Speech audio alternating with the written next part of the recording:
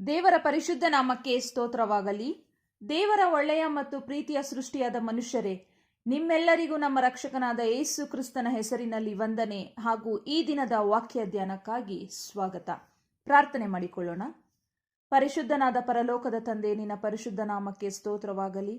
ಅಪ್ಪ, ಈ ದಿನದ ವಾಕ್ಯ ಧ್ಯಾನದಲ್ಲಿ ನಮ್ಮ ಜೊತೆಯಲ್ಲಿದ್ದು ನಮ್ಮೊಟ್ಟಿಗೆ ಮಾತನಾಡಿ, ನೀವು ಹೇಳುವಂಥ ದಾರಿಯನ್ನು ನಾವು ಅರ್ಥ ಮಾಡಿಕೊಂಡು ಅದರಲ್ಲಿ ನಡೆಯಲು ನಮಗೆ ಸಹಾಯ ಮಾಡಬೇಕಾಗಿ ಯೇಸುವಿನ ಹೆಸರಿನಲ್ಲಿ ಬೇಡಿ ಹೊಂದಿದ್ದೇನೆ ನಮ್ಮ ತಂದೆಯೇ, ಆಮೇನ್. ಕರ್ತನಲ್ಲಿ ಪ್ರಿಯರೇ, ಇಂದು ನಾವು ಯೇಸು ಸ್ವಾಮಿ ಶಿಲುಬೆ ಮೇಲೆ ನುಡಿದ ಸಪ್ತ ವಾಕ್ಯಗಳಲ್ಲಿ ಒಂದಾದ ಲೂಕನ ಬರೆದ ಸುವಾರ್ತೆ 23ನೇ ಅಧ್ಯಾಯ 43ನೇ ವಚನ, ಈ ಹೊತ್ತೇ ನನ್ನ ಸಂಗಡ ಪರದೈಸಿನಲ್ಲಿರುವಿ ಎಂದು ನಿನಗೆ ಸತ್ಯವಾಗಿ ಹೇಳುತ್ತೇನೆ, ಈ ವಾಕ್ಯವನ್ನು ನಾವು ಧ್ಯಾನ ಮಾಡಲಿಕ್ಕಿದ್ದೇವೆ. ಯೇಸು ಸ್ವಾಮಿ ತನ್ನ ಜೊತೆಯಲ್ಲಿ ಶಿಲುಬೆಗೆ ಹಾಕಿದ್ದ ಒಬ್ಬ ಕಳ್ಳನಿಗೆ ಹೇಳಿದ ಮಾತು ಇದು, ಈ ಹೊತ್ತೇ ನನ್ನ ಸಂಗಡ ಪರದೈಸಿನಲ್ಲಿರುವಿ ಎಂದು ನಿನಗೆ ಸತ್ಯವಾಗಿ ಹೇಳುತ್ತೇನೆ ಎಂಬುದು. ನಮಗೆಲ್ಲ ಗೊತ್ತಿರುವ ಪ್ರಕಾರ ಯೇಸು ಸ್ವಾಮಿಯ ಜೊತೆ ಇಬ್ಬರು ಕಳ್ಳರನ್ನು ಶಿಲುಬೆಗೆ ಹಾಕಲಾಯಿತು. ಆದರೆ ಆ ಇಬ್ಬರು ಕಳ್ಳರನ್ನು ಅದೇ ಸಮಯದಲ್ಲಿ ಶಿಲುಬೆಗೆ ಹಾಕಲು ಕಾರಣವೇನು? ಮತ್ತೆ ಇನ್ನೊಂದು ವಿಷಯ, ಯೇಸು ಸ್ವಾಮಿ ಆ ಕಳ್ಳನಿಗೆ ಹೇಳಿದ ಮಾತು, ಇದನ್ನು ನಾವು ಪ್ರತಿ ಶುಭ ಶುಕ್ರವಾರದ ದಿನದಂದು ಧ್ಯಾನ ಮಾಡುತ್ತಲೇ ಬಂದಿದ್ದೇವೆ. ಆದರೆ ನನ್ನ ಪ್ರಶ್ನೆ, ಯಾಕೆ ಆ ಕಳ್ಳರನ್ನು ಯೇಸು ಸ್ವಾಮಿಯ ಜೊತೆ ಶಿಲುಬೆಗೆ ಹಾಕಿದರು?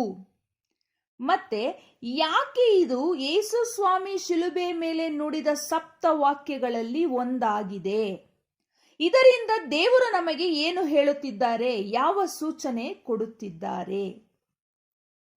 ಇದು ನನ್ನ ಪ್ರಶ್ನೆ. ಮುಂದೆ ನೋಡೋಣ.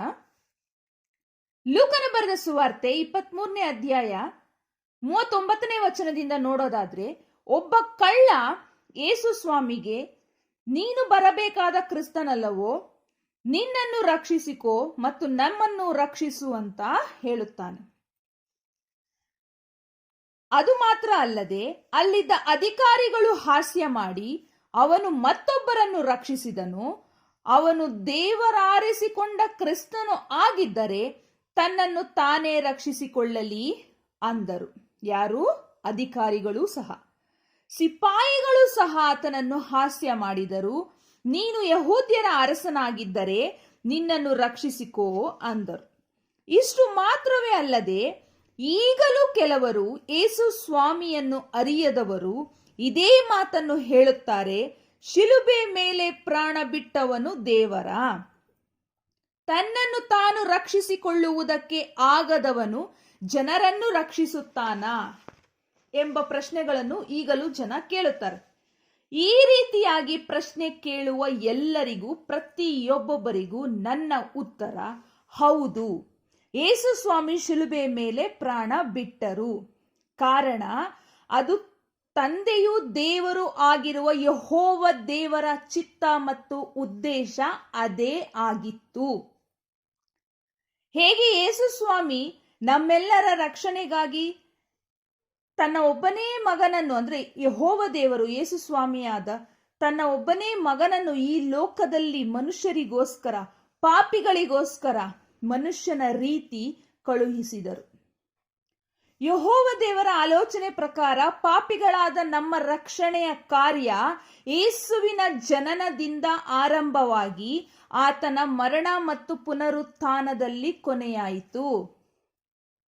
ಯೇಸು ಸ್ವಾಮಿ ನರಮನುಷ್ಯರಾದ ನಾವು ಮಾಡಿದ ಪಾಪಗಳಿಗೆ ನರರೂಪಧಾರಿಯಾಗಿ ಆ ದೇಹದ ಮೇಲೆ ನಮ್ಮೆಲ್ಲರ ಪಾಪಗಳನ್ನು ಹೊತ್ತುಕೊಂಡು ತನ್ನ ರಕ್ತವನ್ನು ಶಿಲುಬೆಯ ಮೇಲೆ ಸುರಿಸಿ ತನ್ನ ಪ್ರಾಣವನ್ನು ಶಿಲುಬೆ ಮೇಲೆ ಅರ್ಪಿಸಿದ್ದರಿಂದಲೇ, ತನ್ನ ಪ್ರಾಣವನ್ನು ನಮ್ಮೆಲ್ಲರಿಗೋಸ್ಕರ ಶಿಲುಬೆ ಮೇಲೆ ಅರ್ಪಿಸಿದ್ದರಿಂದಲೇ ಆತನು ಪಾಪಿಗಳಾದ ನಮ್ಮನ್ನು ನಮ್ಮ ಪಾಪಗಳಿಂದ ಬಿಡಿಸಿ ರಕ್ಷಿಸಲು ಶಕ್ತನಾದನು. ಈ ಕಾರಣಕ್ಕಾಗಿಯೇ ಆತನು ಶಿಲುಬೆ ಮೇಲೆ ನಮ್ಮೆಲ್ಲರಿಗಾಗಿ ಪ್ರಾಣ ಕೊಟ್ಟಿದ್ದು. ಅದು ಅಲ್ದಿರ ಅವರಿಗೆ ಆ ಕ್ಷಣದಲ್ಲಿ ಅಲ್ಲಿಂದ ಬಿಡಿಸ್ಕೊಳಕ್ ಆಗೋದಿಲ್ಲ ಅನ್ನೋ ಕಾರಣಕ್ಕಾಗಿ ಅಲ್ಲ. ಅಲ್ಲಿ ಶಿಲುಬೆ ಮೇಲೆ ನಮ್ಮೆಲ್ಲರಿಗೋಸ್ಕರ ಪ್ರಾಣ ತ್ಯಾಗ ಮಾಡಬೇಕಾಗಿದ್ದು ಯೆಹೋವ ದೇವರ ಚಿತ್ತ ಆಗಿತ್ತು. ಹಾಗಾಗಿ ಆತನು ತನ್ನ ತಂದೆಯೂ ದೇವರು ಆಗಿರುವ ಯೆಹೋವ ದೇವರ ಚಿತ್ತಕ್ಕೆ ತಲೆಬಾಗಿ ನಮ್ಮೆಲ್ಲರ ಮೇಲಿನ ಪ್ರೀತಿಗಾಗಿ ಆತನು ತನ್ನ ಪ್ರಾಣವನ್ನು ಅರ್ಪಿಸಿದನು. ಇದು ಸತ್ಯವಾದ ಮಾತು. ಇದಕ್ಕೆ ಕಾರಣ ಯೆಹೋವ ದೇವರು ಲೋಕದ ಮೇಲೆ ಇಟ್ಟಿದ್ದ ಅಪಾರವಾದ ಪ್ರೀತಿ. ಆತನು ತನ್ನ ರಕ್ತವನ್ನು ಸುರಿಸಿ ತನ್ನ ತಂದೆಗೋಸ್ಕರ ನಮ್ಮೆಲ್ಲರನ್ನು ಕ್ರಯಕ್ಕೆ ಕೊಂಡುಕೊಂಡಿದ್ದಾರೆ. ಹಾಗಾಗಿ ನಾವು ನಮ್ಮ ಸ್ವಂತ ಸ್ವತ್ತಲ್ಲ, ನಾವು ಕ್ರಯಕ್ಕೆ ಕೊಳ್ಳಲ್ಪಟ್ಟವರು. ಯೇಸು ಕ್ರಿಸ್ತನಿಂದ ತಂದೆಯಾದ ದೇವರಿಗೆ ನಾವು ಕ್ರಯಕ್ಕೆ ಕೊಳ್ಳಲ್ಪಟ್ಟವರು. ಓಕೆ, ಈಗ ಮುಖ್ಯವಾದ ವಿಷಯ, ಯಾಕೆ ಆ ಇಬ್ಬರನ್ನು ಯೇಸು ಸ್ವಾಮಿಯ ಜೊತೆಯಲ್ಲಿ ಶಿಲುಬೆಗೆ ಹಾಕಲಾಯಿತು? ಆ ಇಬ್ಬರು ಕಳ್ಳರನ್ನು ಯೇಸು ಸ್ವಾಮಿಯ ಜೊತೆಯಲ್ಲಿ ಶಿಲುಬೆಗೆ ಹಾಕಲಾಯಿತು. ಈ ಇಬ್ಬರು ಕಳ್ಳರಲ್ಲಿ ಒಬ್ಬ ಸೂಚಕ ಕಾರ್ಯ ಮಹತ್ ಕಾರ್ಯವನ್ನು ಬಯಸಿದ, ತನ್ನ ತಪ್ಪಿನ ಅರಿವು ಇಲ್ಲದೆ. ಆದರೆ ಮತ್ತೊಬ್ಬ ಕಳ್ಳ, ಅವನಿಗೆ ಅವನ ತಪ್ಪಿನ ಅರಿವು ಇತ್ತು ಮತ್ತು ಯೇಸು ಸ್ವಾಮಿ ನಿಜವಾಗಿಯೂ ದೇವಪುತ್ರ ಅಂತ ಮನಸ್ಸಿನಲ್ಲಿ ನಂಬಿ ಅದನ್ನು ಬಾಯಿಂದ ಅರಿಕೆ ಮಾಡಿದ. ಆದುದರಿಂದ ಅವನು ರಕ್ಷಿಸಲ್ಪಟ್ಟನು. ನೀನು ನಿನ್ನ ರಾಜ್ಯವನ್ನು ಪಡೆದವನಾಗಿ ಬರುವಾಗ ನನ್ನನ್ನು ನೆನಪಿಸಿಕೋ ಅಂತ ಒಬ್ಬ ಕಳ್ಳ ಅಂತಾನೆ. ಒಬ್ಬ ಕಳ್ಳ, ನಿನ್ನನ್ನು ನೀನು ರಕ್ಷಿಸಿಕೋ, ನಮ್ಮನ್ನು ರಕ್ಷಿಸು ಅಂದ. ಒಬ್ಬ ಮಹತ್ ಕಾರ್ಯಗಳನ್ನ ಎದುರು ನೋಡ್ದ. ಮತ್ತೊಬ್ಬ ತನ್ನ ತಪ್ಪಿನ ಅರಿವಾಗಿ ಇವನು ನಿಜವಾಗಲೂ ದೇವಕುಮಾರನು ಅಂತ, ನಿನ್ನ ರಾಜ್ಯವನ್ನು ಪಡೆದವನಾಗಿ ಬರುವಾಗ ನನ್ನನ್ನು ನೆನಪಿಸಿಕೋ ಅಂದನು. ಹಾಗಾಗಿ ಅವನು ಮನಸ್ಸಿನಲ್ಲಿ ನಂಬಿದನು, ನಂಬಿದಂತೆ ಬಾಯಿಂದ ಅರಿಕೆ ಮಾಡಿದನು. ಹಾಗಾಗಿ ಅವನು ರಕ್ಷಿಸಲ್ಪಟ್ಟನು. 1 ತಿಮೋಥಿ 1:15 ಯೇಸು ಕ್ರಿಸ್ತನು ಪಾಪಿಗಳನ್ನು ರಕ್ಷಿಸುವುದಕ್ಕೋಸ್ಕರ ಈ ಲೋಕಕ್ಕೆ ಬಂದನು ಎಂದು ಬರೆದಿದೆ. ಹಾಗಾಗಿ ಈ ಒಬ್ಬ ಕಳ್ಳನು ಪಾಪಿ, ರಕ್ಷಿಸಲ್ಪಟ್ಟ ಕಳ್ಳನು ಪಾಪಿಯಾಗಿದ್ದನು. ಇದು ಸಹ ಸಾಕ್ಷಿಯಾಯಿತು ಹೇಗೆ ಯೇಸು ಸ್ವಾಮಿ ಪಾಪಿಗಳನ್ನು ರಕ್ಷಿಸುವುದಕ್ಕೋಸ್ಕರ ಈ ಲೋಕಕ್ಕೆ ಬಂದನು. ಯಾವ ಪಾಪಿಗಳು? ತಮ್ಮ ತಪ್ಪಿನ ಅರಿವು ಇಲ್ಲದವರಲ್ಲ. ತಮ್ಮ ತಪ್ಪಿನ ಅರಿವು ಆಗಬೇಕು, ಮತ್ತೆ ಯೇಸು ಸ್ವಾಮಿನೇ ದೇವರು ಅಂತ ನಂಬಬೇಕು, ಮತ್ತು ಜೀವದಿಂದ ಉಳಿದಿದ್ದೇ ಆದರೆ ಮತ್ತೆ ಆ ತಪ್ಪಿನ ದಾರಿಗೆ, ಪಾಪದ ದಾರಿಗೆ ಹೋಗಬಾರದು. ಅಂಥವರು ರಕ್ಷಿಸಲ್ಪಡ್ತಾರೆ. ಯೋಹಾನನ ಬರೆದ ಸುವಾರ್ತೆ 3:16 ದೇವರು ಲೋಕದ ಮೇಲೆ ಎಷ್ಟೋ ಪ್ರೀತಿಯನ್ನಿಟ್ಟು ತನ್ನ ಒಬ್ಬನೇ ಮಗನನ್ನು ಕೊಟ್ಟನು. ಆತನನ್ನು ನಂಬುವ ಒಬ್ಬನಾದರೂ ನಾಶವಾಗದೆ ಎಲ್ಲರೂ ನಿತ್ಯ ಜೀವವನ್ನು ಪಡೆಯಬೇಕೆಂದು ಆತನನ್ನು ಕೊಟ್ಟನು. ಯಾರು ಕೊಟ್ಟದ್ದು? ಯೆಹೋವ ದೇವರು. ಯಾರನ್ನ? ಯೇಸು ಸ್ವಾಮಿನ. ಹಾಗಾಗಿ ಇಲ್ಲಿ ಈತ ಏನ್ ಮಾಡ್ದ? ಆತ ಮನಸ್ಫೂರ್ತಿಯಾಗಿ ನಂಬಿದ. ನೀನೇ ನಿಜವಾಗ್ಲೂ ದೇವಕುಮಾರ ಅಂತ ಮನಸ್ಸಿನಲ್ಲಿ ನಂಬಿದ. ಹಾಗಾಗಿ ರಕ್ಷಿಸಲ್ಪಟ್ಟ. ಹಾಗಾಗಿ ದೇವರು ನಮ್ಮಿಂದ ಬಯಸುವಂಥದ್ದು ಸತ್ಯವನ್ನು ಅರಿಯುವ ನಂಬಿಕೆ. ನಂಬುವವರು ನಾಶವಾಗಬಾರದು ಅಂತ ಬರೆದಿದೆಯೇ ಹೊರತು ಮಹತ್ ಕಾರ್ಯ, ಸೂಚಕ ಕಾರ್ಯವನ್ನು ಬಯಸುವವರು ನಾಶವಾಗಬಾರದು ಅಂತ ಬರೆದಿಲ್ಲ. ಸತ್ಯಕ್ಕೆ ತಕ್ಕ ಹಾಗೆ ದೇವರನ್ನು ನಂಬಿ ಆರಾಧಿಸಬೇಕು.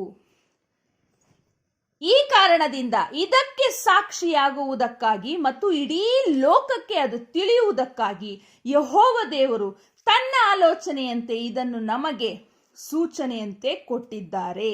ಅಂದರೆ ಯೇಸು ಸ್ವಾಮಿಯ ಜೊತೆಯಲ್ಲಿ ಆ ಇಬ್ಬರೂ ಕಳ್ಳರನ್ನು, ಬಲಗಡೆ ಒಬ್ಬರನ್ನ ಎಡಗಡೆ ಒಬ್ಬರನ್ನ ಶಿಲುಬೆಗೆ ಹಾಕೋದ್ರ ಮೂಲಕ ಕಡೆಯಲ್ಲಿ ಲೋಕಕ್ಕೆ ಮತ್ತೆ ಯೇಸು ಸ್ವಾಮಿ ಎರಡನೇ ಬರೋಣವಾದಾಗ ರಕ್ಷಿಸಲ್ಪಡುವವರು ಒಂದು ಕಡೆ, ನಾಶವಾಗುವಂಥವರು ಇನ್ನೊಂದು ಕಡೆ ನಿಲ್ಲಲ್ಪಡುತ್ತಾರೆ ಎಂಬುವಂಥ ಸೂಚನೆಯನ್ನು ಸಹ ಇಲ್ಲಿ ನಮಗೆ ಕೊಟ್ಟಿದ್ದಾರೆ.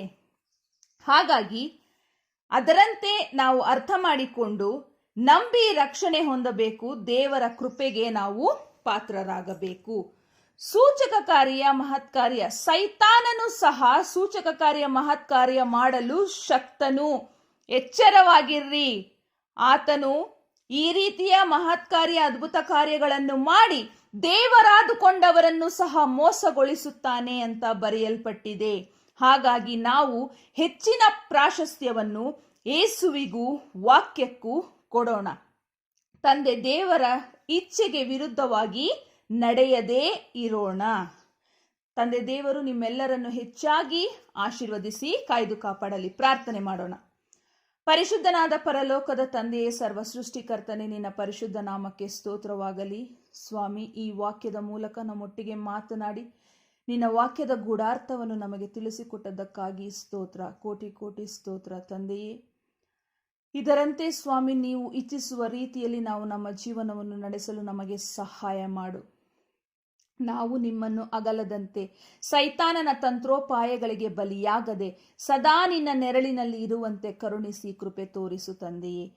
ಯೇಸುವಿನ ಹೆಸರಿನಲ್ಲಿ ಬೇಡಿ ಹೊಂದಿದ್ದೇವೆ ನಮ್ಮ ತಂದೆಯೇ. ನಮ್ಮನ್ನು ನಾವು ತಗ್ಗಿಸುತ್ತೇವೆ. ಎಲ್ಲಾ ಘನಮಾನ ಮಹಿಮೆ ನಿನಗೆ ಯುಗ ಯುಗಾಂತರಗಳಲ್ಲಿಯೂ ಸಲ್ಲಲಿ. ಆಮೇನ್. ಕರ್ತನಲ್ಲಿ ಪ್ರಿಯರೇ, ತಂದೆ ದೇವರು ನಿಮ್ಮೆಲ್ಲರನ್ನು ಹೆಚ್ಚಾಗಿ ಆಶೀರ್ವದಿಸಿ ಕಾಯ್ದು ಕಾಪಾಡಲಿ. ಯಾವಾಗಲೂ ಪ್ರಾರ್ಥನೆಯಲ್ಲಿ ಸಮಯ ಕಳೆಯಿರಿ. ಆಮೇನ್.